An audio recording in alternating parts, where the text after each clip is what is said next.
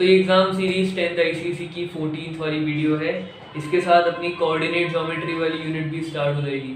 इस वाली वीडियो में अपन रिफ्लेक्शन देखने वाले हैं। वीडियो स्टार्ट करने से पहले एग्ज़ाम सीरीज़ का एक छोटा सा introduction. Exam series 10th ICSE में हमने पिछले 5 साल के पेपर्स एनालाइज करे आईसीएसई मैथ्स के, और हर टॉपिक हर चैप्टर में से एग्जामिनर कैसे क्वेश्चंस पूछता है वो क्रैक करने की कोशिश करी है, और हम आपको वही क्वेश्चंस करवा रहे हैं। वीडियो को एंड तक देखना। एग्जाम सीरीज 10th आईसीएसई की हर वीडियो के लास्ट में मैंने कुछ ऐसे पॉइंट्स बताए हैं जो आपकी मिस्टेक्स की प्रोबेबिलिटी उस टॉपिक में कम कर देगा। अगर आप उज्जैन में कहीं रहते हो और 10th आईसीएसई में पढ़ते हो तो कांटेक्ट करो मेरे को। यहाँ पे फ्रीगंज में मेरी फ्री क्लासेस चल रही हैं 3 से 4 के बीच में। यहाँ पे भी एग्जाम सीरीज पे ही फोकस करने वाले हैं अपन। वीडियो को दोस्तों में शेयर कर देना, अपने एग्जाम ज़्यादा दूर नहीं है। वीडियो को लाइक कर दो, चैनल को सब्सक्राइब कर दो, रेगुलर वीडियोस आती है मेरी। जो भी आपके डाउट्स आए कमेंट में डालते जाओ। चलो अब स्टार्ट करते हैं। चलो तो रिफ्लेक्शन के बारे में थोड़ा सा समझ लेते हैं कि आपको रिफ्लेक्ट कैसे करवाने हैं पॉइंट। अगर ये आपका ग्राफ पेपर है और मैंने आपको एक पॉइंट दिया 2,2,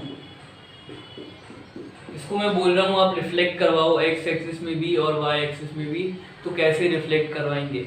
तो एक कॉन्सेप्ट जो आपका यहाँ पे काम आएगा वो है कि मिरर से ऑब्जेक्ट की डिस्टेंस और उसकी इमेज की डिस्टेंस हमेशा इक्वल होती है। अगर आप या ट्राई भी कर सकते हो, ये मिरर है, आप यहाँ पे खड़े हुए हो, मिरर और आपकी डिस्टेंस 5 मीटर है। आप कर सकते हो कि टेप यहाँ रखना, एक एंड यहाँ पे और एक एंड आपकी साइड 5 मीटर आ रही है, तो इमेज भी आपकी 5 मीटर दूर ही होगी। ये चीज़ अपन यहाँ यूज़ करने वाले हैं। अगर ये वाला पॉइंट ओरिजिन से 2 की डिस्टेंस पे है तो इसकी इमेज भी 2 की डिस्टेंस पे ही आएगी एक्स एक्सिस में, और सिमिलरली वाई एक्सिस में भी आपका यही होगा। तो ये आपका सिंपल रिफ्लेक्शन है। क्वेश्चन भी आपके ऐसे ही है, बस आपको रिफ्लेक्ट ही करवाना है पॉइंट्स को। एक चीज़ और ध्यान रखना कि जब आप एक्स एक्सिस पे रिफ्लेक्ट करवा रहे हो पॉइंट को तो उसका एक्स कोऑर्डिनेट सेम रहेगा, वाई कोऑर्डिनेट जो था उसका साइन चेंज हो जाएगा। यहाँ +2 था तो रिफ्लेक्ट होने के बाद -2 हो जाएगा। ये एक्स एक्सिस के लिए था, वाई एक्सिस के लिए जस्ट इसका उल्टा होगा। जो आपका वाई कोऑर्डिनेट था वो सेम रहेगा, जो एक्स कोऑर्डिनेट था वो उसका साइन चेंज हो जाएगा, वो होगा -2। तो ये आपकी रिफ्लेक्शन है, सिंपल है, बड़ी चीज़ ये, और जल्दी से अपन इसके क्वेश्चन पर आ जाते हैं। तो रिफ्लेक्शन का पिछले 5 सालों में एक क्वेश्चन आया है और वो क्वेश्चन सेम है। मतलब पहले आपको कुछ पॉइंट्स दिए हैं, उसको रिफ्लेक्ट करवाना है, रिफ्लेक्ट वाले पॉइंट्स को ज्वाइन करना है, फिगर का नाम बताना है। 5 साल में यही क्वेश्चन आए हैं। बस 2016 में एक बार वो जो क्वेश्चन था वो सेक्शन ए में से था, मतलब आप उसे छोड़ नहीं सकते। बाकी सब सालों में वो सेक्शन बी में से था, तो आपके पास चॉइस भी है, छोड़ना चाहो तो छोड़ दो। लेकिन क्योंकि ये कोऑर्डिनेट ज्योमेट्री में सबसे इजी वाला टॉपिक है रिफ्लेक्शन, सिर्फ आपको इसमें प्लॉट करके रिफ्लेक्ट ही करवाना है, तो ना छोड़ो तो ज़्यादा अच्छा होगा। ये अपन जो क्वेश्चन करने वाले हैं ये 2016 में आया था। क्वेश्चन है आपका use graph paper for this question. चलो ग्राफ बना हुआ है यहाँ पे। आगे take 2 centimetre is equal to 1 unit along X axis and Y axis. उन्होंने यहाँ स्केल भी दे रखी है कि वह 2 सेंटीमीटर आपकी 1 यूनिट होगी। 0 से 1 के बीच में 2 सेंटीमीटर की डिस्टेंस आपकी ग्राफ पे 1 यूनिट होगी। ये स्पेसिफाई भी कर देना आपको, 2 centimetre is equal to 1 unit on X axis. और सिमिलरली यही चीज़ यहाँ पे भी, इसको थोड़ा साइड में लिखना है, पॉइंट प्लॉट करने में दिक्कत नहीं आएगी। तो 2 centimetre is equal to 1 unit on X axis, फिर 2 centimetre is equal to 1 unit on Y axis. ये स्केल बता देना, इसके भी मार्क्स भी होते हैं। चलो आगे बढ़ते हैं। Plot the points 0,0, 4,-4,4। पहला पॉइंट है आपका 0,0 मतलब ओरिजिन, ये रहा, इसको उन्होंने नाम दे रखा है O। आगे बढ़ते हैं, A है फिर आपका है -4,4। -4 आपका आएगा यहाँ पे -4,4, ये है A। -4,4 यहाँ पे मत कर देना, क्योंकि जो पहला वाला होता है वो हमेशा एक्स एक्सिस पे ही प्लॉट होता है, वाई एक्सिस पे नहीं होगा वो। आगे है आपका B है -3,0, -3,0 ये रहा B। और लास्ट जो पॉइंट है आपका C 0,-3, ये यहाँ पे आएगा 0,-3। तो पॉइंट प्लॉट हो गए। आगे बढ़ते हैं। फर्स्ट वाला पार्ट है आपका reflect points A and B on the y axis. आपको रिफ्लेक्ट करना है पॉइंट A और B को y एक्सिस में। तो पॉइंट A है आपका यहाँ, y एक्सिस में रिफ्लेक्ट करवाएंगे। अब रिफ्लेक्ट कैसे होगा कि सपोज करो कि आप यहाँ खड़े हो और ये जो y एक्सिस है मिरर है, तो आपकी इमेज यहाँ पे बनेगी, ठीक है।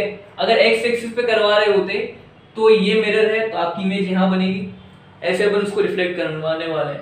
तो y एक्सिस में आपका पॉइंट हो जाएगा ये। जब y एक्सिस में रिफ्लेक्ट करवा रहे हैं तो जो y कोऑर्डिनेट था वो सेम ही रहेगा। यहाँ पे 4 था तो यहाँ पे भी 4 ही रहेगा, लेकिन जो x कोऑर्डिनेट था उसका साइन चेंज हो जाएगा। यहाँ -4 था, यहाँ +4 हो जाएगा। तो एक ही इमेज को उन्होंने नाम देने का बोला था A', ये हो गया। अब B को भी सिमिलरली आपको रिफ्लेक्ट करवाना है y एक्सिस के थ्रू। तो B है आपका यहाँ, ये रिफ्लेक्ट होकर आ जाएगा यहाँ।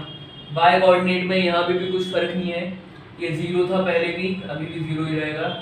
x जो कोऑर्डिनेट था उसका साइन चेंज हो जाएगा, माइनस से प्लस में हो जाएगा, 3,0। इस वाले पॉइंट का नाम है B', B की इमेज।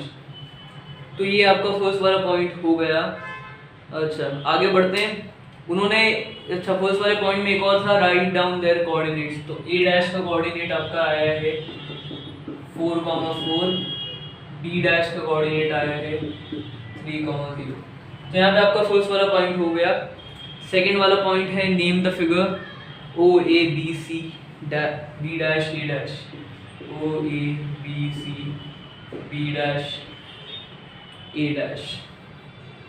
चलो तो जिस ऑर्डर में ये पॉइंट्स हैं उन्हें ज्वाइन करते हैं। OA तो पहला ये हो गया, B इसको लाओ आप C तक, फिर B', ये रहा B', फिर A'। चलो इसको वापस यहाँ पे ज्वाइन कर देते हैं। तो ये आपका फिगर कंप्लीट हो गया। इसको नाम भी देना है। तो कितनी साइड्स आ रही है इसमें, 1 2 3 4 5 6, ये आपका है हेक्सागोन। तो आपका दूसरा पार्ट का आंसर है हेक्सागोन, है आपका फिगर का नाम। चलो 2 पार्ट्स हो गए। तीसरा वाला पार्ट है state the line of symmetry of this figure. तो लाइन ऑफ सिमेट्री वैसे तो आपने पढ़ ही लिया है, क्या होता है ये एक और बार समझ लेते हैं। तीसरा और लास्ट पार्ट इस क्वेश्चन का है state the line of symmetry of this figure. आपको लाइन ऑफ सिमेट्री बतानी है इस फिगर की। तो पहले अपन लाइन ऑफ सिमेट्री समझ लेते हैं। वैसे तो आप करके ही आए हो, लेकिन देख लो, अगर ये आपका एक पेपर है, इसे अपन फोल्ड करें इसके मिडिल से, ये जो 2 पार्ट आए हैं आपके, ये फर्स्ट वाला पार्ट, ये दूसरा वाला पार्ट, ये दोनों कोइंसाइड हो रहे हैं। मतलब ये वाली जो लाइन है ये लाइन ऑफ सिमेट्री है। अगर मैं इसके अलावा कोई सी दूसरी लाइन हूँ, सपोज करो कि इसे मैं यहाँ से फोल्ड कर रहा हूँ, सपोज करो कि इसे मैं यहाँ से फोल्ड कर रहा हूँ, तो ये जो 2 पार्ट्स हैं आपके कोइंसाइड नहीं हो रहे, तो ये वाली जो लाइन है आपकी लाइन ऑफ सिमेट्री नहीं है, ठीक है। तो अब आप इस फिगर में देखो कि OC जो है आपकी लाइन ऑफ सिमेट्री है, क्योंकि अगर आप इसको फोल्ड जब करोगे इस फिगर को पेपर पे करने की कोशिश करना, तो ये दोनों पार्ट्स कोइंसाइड हो जाएंगे। तो आपका तीसरा आंसर है OC is the line of symmetry. वो आप आगे लिख देना। यहाँ पे अपना क्वेश्चन खत्म। जो बाकी क्वेश्चन भी थे आपके 17, 18, 19, 20 वो सेम ही आए हैं। 16 मैंने पर्टिकुलरली इसलिए लिया क्योंकि यहाँ पे एक लाइन ऑफ सिमेट्री वाला क्वेश्चन भी था। इतना कर लो आप, फिर अपन इंपॉर्टेंट पॉइंट्स पे आते हैं। तो इंपॉर्टेंट पॉइंट्स तो रिमेंबर, पहला वाला पॉइंट आपका स्केल मेंशन कर देना, इसका आधा या 1 मार्क आपका बच सकता है अगर आपने स्केल मेंशन कर दी तो। दूसरा वाला पॉइंट आपका डायग्राम जो है वो नीटली बनाना, जैसे मैंने बनाए थे वैसे मत बनाना, क्या मालूम मार्क्स ना मिले। तीसरा वाला पॉइंट एक्स और वाई कोऑर्डिनेट में कंफ्यूज मत होना। जैसे अगर मैंने आपको पॉइंट दिया -2,3, तो ये वाला पॉइंट यहाँ पे कहीं आएगा, -2,3, एक्स एक्सिस पे -2 और वाई एक्सिस पे 3। ये इसको यहाँ मत कर देना। क्यों? क्योंकि ये वाला सही है, ये वाला गलत है। एक्स कोऑर्डिनेट आपका पहले आता है, वाई कोऑर्डिनेट पहले, नहीं आता, तो इसमें कंफ्यूजन मत करना। वैसे तो 9th क्लास में ही करके ही आए हो। तो आपके जो क्वेश्चंस आए थे पिछले 5 साल में, उसमें ये भी था कि आपके जो पॉइंट्स हैं उसे रिफ्लेक्ट करवाने के बाद आपको उन्हें एक ऑर्डर में ज्वाइन करना था, तो उस ऑर्डर में ही ज्वाइन करना। जैसे अपन ने उसमें देख लिया था जो अभी ये क्वेश्चन करा, अगर आप वो ऑर्डर में ज्वाइन नहीं करोगे तो वो गलत हो जाएगा।